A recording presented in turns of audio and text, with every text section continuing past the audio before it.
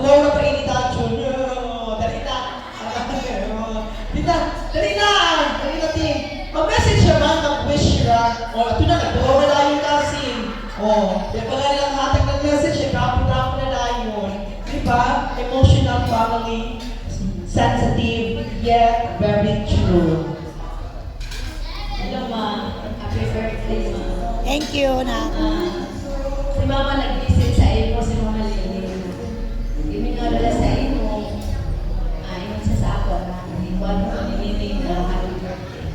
Salamat. Tama, nagkagbang mabot sa iyo na birthday. Parang kauban tax lang sa happy birthday. Thank you, Beng. Okay, there you go. Diba? Nagming ako chichit yun. Nakakalaman sa iyo mo. Okay, ka-German. There you go. Up next, let's call on the BFF of our birthday celebrant, of course. Si Ma'am, the BFF. The BFF, the best friend. I forgot your name. Si Adela. Wow, I love the name. Adela. Para siyang Adelpa. Para may kilala ko dun na. Come on, Adela! Miss Adela.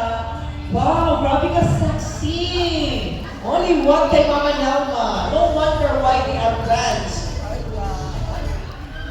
Hi, God. Happy birthday. Thank you.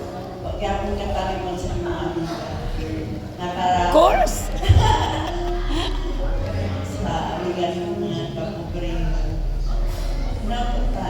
Ano na? Oh, happy birthday. Salamat.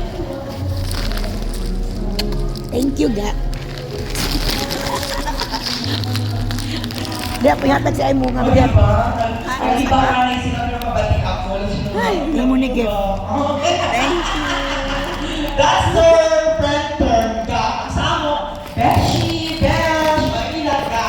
Ay, ka, nagkaunti ka ka. Palapakan mo natin the BFF.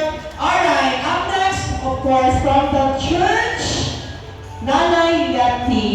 Requesting Nanay Leti. No. Doon ka. Ako yung kanto. Sige. Nanay Leti, your wish and message to our birthday celebrant.